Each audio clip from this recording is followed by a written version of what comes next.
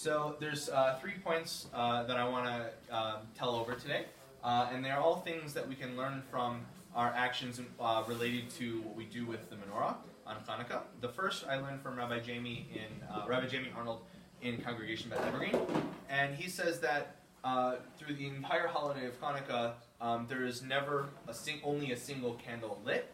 Even on the first night, you have the first night's candle as well as the shamash. And what we learn from that is we're never alone. Our light, no matter how small, is never alone, whether it be us with other Jews, our community with communities outside the country or outside of where we live, or even just friends and family in our lives, whether Jewish or not. So like perfectly. What was that? You have to recast. I have to recast. There we go. So even the Maccabees, who performed such great miracles in the story of Hanukkah, did not do it without assistance. There's 2 other interesting points that I want to tell over, and those relate more to properties of glass. Why glass? Well, it is Jewish tradition. It's our tradition that when we light the Hanukkah menorah, we place it in our windowsills, and the tradition is the tradition why is to publicize the miracle. But windows have glass. So an interesting property of glass is that even though it might seem flat, it does have depth, and there's 2 surfaces, the inside and outside, and possibly more if it's a modern window that has double or more panes.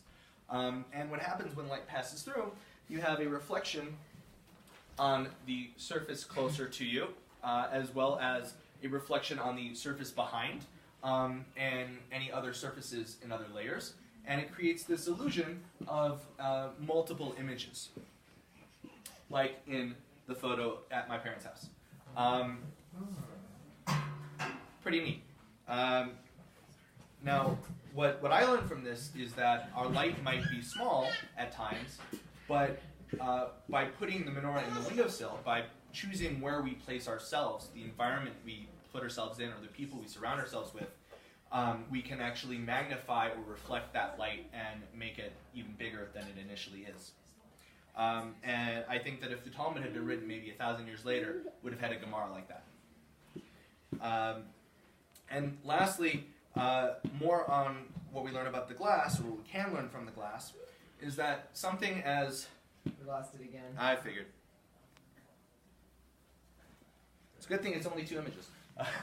Something as simple and plain as glass, it's transparent. And when you look at a window, you don't look at the glass. The glass is the negative space. You're looking through the window. And what we can learn from that is, within the context of the menorah, is not just is something as simple and plain or transparent that maybe doesn't look like it has much to contribute, can actually be the thing that reflects and magnifies the light of what's around it. So even if we're not the one in our lives who are bringing forth light, at the very least we should be reminded from Hanukkah that we should have the ability to magnify or reflect the light of those around us. Sure. Amazing.